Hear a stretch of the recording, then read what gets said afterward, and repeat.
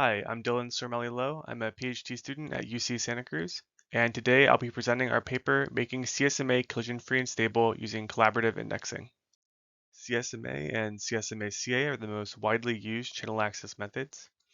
Contention-based channel access methods such as these are vulnerable to multiple access interference under high loads, and generally contention-based channel access methods do not provide channel access guarantees on delay. There's some exception to this in 802.11e, which provides QoS support in the form of the EDCA, which introduces 8 traffic classes, and the HCCA, which allows ephemeral reservations of the channel through polling. However, these are best effort approaches and cannot provide true upper bounds on the transmission delay. As opposed to contention-based channel access methods, contention-free methods can provide high channel utilization in saturated networks and offer transmission delay guarantees. A classical example of this is the fixed share TDMA, in which each station in the network is given some temporal slice of the channel. And that node can access the channel whether or not it has data to send during its own slice. The downside of these approaches is that they're often more demanding at the physical layer, which requires time slotting or clock synchronization. And these TDMA-like approaches can underutilize the channel when scheduled stations have no data to send. Furthermore, there is some overhead associated with complex signaling to manage ephemeral reservations of the channel in polling or RTS-like mechanisms. In this paper, we investigate the question of, can we get the best of both worlds? So in other words, we'd like a protocol that can provide high channel access utilization under high traffic loads.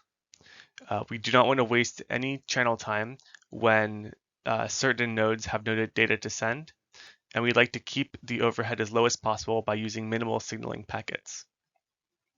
We'd also like this protocol to function on Wi-Fi-like devices. So it should be able to be implemented on devices which implement CSMA family protocols and require no special requirements of the physical layer, like clock synchronization.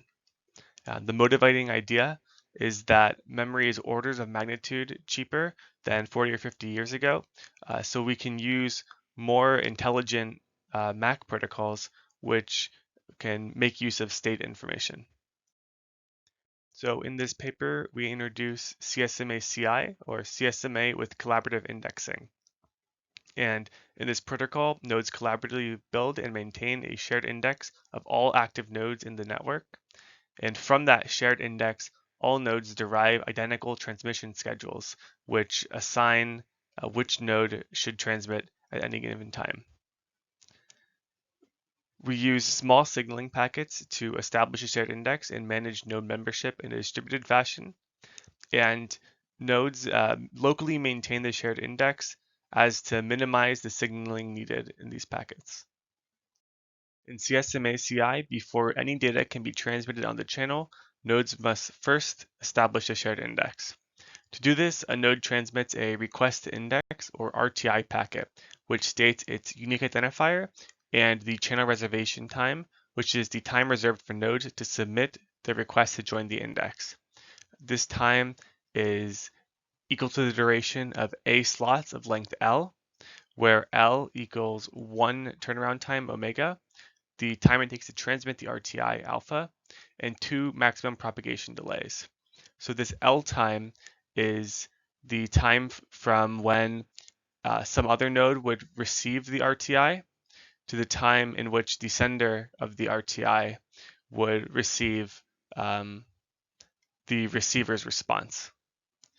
So much like in CSMA, the RTI packet is vulnerable for 1 propagation delay plus eta, which is the time it takes for the receiver to carrier sense the RTI packet.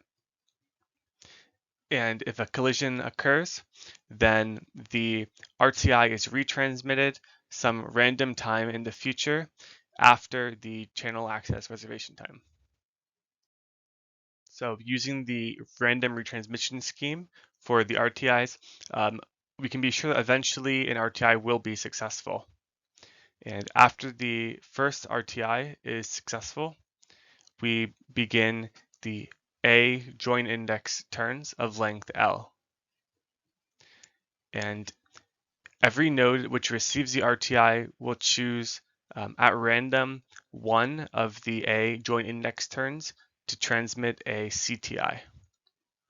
And the CTI is a connected index packet, which states the identifier of the sender and also the identifier of the last packet received. So these CTIs have the dual purpose of announcing the membership of the sender to the shared index and also acknowledging the last packet successfully transmitted.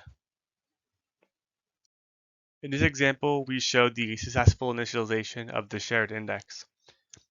A starts by transmitting an RTI, which is successful, which means that there are now A joint index turns. Nodes B, C, D, and E all choose at random one of the A turns to transmit their CTIs. B's CTI is successful and acknowledges A's RTI. So we say that A then becomes the head of the index. At some later time, C's CTI is successful and acknowledges B's CTI. But the CTIs from D and E are unsuccessful because they chose the same slot. Like with the CTIs, the data packets also state the last successful transmitter. So the data packet from A will acknowledge the CTI from C. So after A's data packet at the start of the first index cycle, every node will agree that the shared index is A, B, and then C. After all A of the joint index turns have elapsed, we go into the first index cycle. And in each index cycle, every node which has been acknowledged into the shared index has an opportunity to transmit a data packet. And there is always at least one opportunity for a node which is not in the shared index to transmit a CTI packet. So every data packet will state a request flag, which is set to 1 only if a CTI is allowed in the turn following this data packet. And every data packet also states an index cycle counter, which counts down from NC, number counter, down to 0, at which point the index enters steady state. And in steady state, every node will set the RF flag for its data packets to 0 unless it is the head of the shared index, in which case it will always set the RF flag equal to 1. So in other words, before the index is in steady state, there are n different opportunities for CTIs to be transmitted. And once in steady state, there is only one opportunity per index cycle. So it's also important to note that nodes do not have to transmit inside of an index cycle. So for example, if A did not have any data to send, it would simply do nothing. And it would be sensed by the other nodes that the channel is idle and they could skip A's turn. And similarly, if there is no CTI that needs to be sent here between nodes A and B, then nodes which are not in the shared index can remain idle, and all the nodes in the network will hear that the channel is idle. And after this eta plus tau, which is the maximum propagation delay plus 1 time to carrier sense, they will realize that there is no CTI being transmitted and go right into the next data packet. In this example, we also show how CTIs inside of index cycles can integrate nodes into the shared index. Here, B's data packet states RF equals 1 because the index is not in steady state, and Z's CTI is successful, and C is deferring its transmission after carrier sensing Z's CTI. So C's data acknowledges Z's CTI. So at the start of the next transmission cycle, the shared index is A, B, Z, and then C. By the time that the shared index is in steady state, most of the nodes who wanted to join the shared index have already done so. So we're able to squeeze extra utilization out of the channel by removing the extra CTI opportunities. So in the index cycle on the left, there's only one CTI opportunity after A, and this goes unused. So after eta plus tau, we go right into the next data turn. In the second index cycle, we show that we don't have to wait for nodes which don't have data to send. So the yellow node has no data to transmit. So again, after eta plus tau, we skip its turn and go right to the next transmitter. Here we use analytical models to compare the throughput characteristics of CSMA-CI with ALOHA with priority acts, fixed share TDMA, CSMA with priority acts, and CSMA-CA with priority acts. Here we define the throughput to be the total time the channel is utilized successfully divided by the total channel time, and the G is the aggregate network load per unit time. We assume a channel data rate of 10 megabits per second, a maximum propagation distance of 300 meters, and 1500 byte data packets. We see that CSMA-CA is more efficient than CSMA since collisions of the DCF packets is less costly than collisions of the data packets. And in CSMA-CI, transmission scheduling eliminates multiple access interference during data transmissions, which means that at high loads, we can still have very high channel utilization. And even still at low loads, CSMA-CI performs better than TDMA since the unused turns are skipped entirely. To verify our analytical results, we also implement all of these protocols in the NS3 network simulator and run a number of simulations for fully saturated networks. We consider network sizes of 10 nodes, 50 nodes, and 100 nodes, and we consider packet sizes of 218 bytes, which is the size of a voice over IP packet, and 1500 bytes, which is the MTU of an IP packet. And then we also consider a random mixture of the two. So across the board, CSMA-CI performs very well. In simulations with only very large packets, TDMA is able to perform slightly better because the time slots are always utilized, and there is slightly less overhead of TDMA since in CSMA-CI, we still have to wait for the unused CTIs to be carrier sensed. However, when we consider split traffic and only small traffic, CSMA-CI performs much better than TDMA because CSMA-CI does not make any assumptions about the size of the underlying data frame and allows variable length transmissions. In TDMA, regardless of whether the slot is utilized or not, and also the size of the data being transmitted, the node must wait the entire slot. We also study the delay characteristics of CSMA-CI. Here we show the number of joint index turns and the percentage of the nodes that would be in the shared index after that number of joint index turns elapse. So for small networks of 32 nodes, we don't need many joint index turns to ensure that most of them make it into the joint index before the first index cycle. But for very large networks of 128 or 256 nodes, it's very important to choose a large number for this A value. Otherwise, most of the nodes will not make it into the shared index before the first index cycle.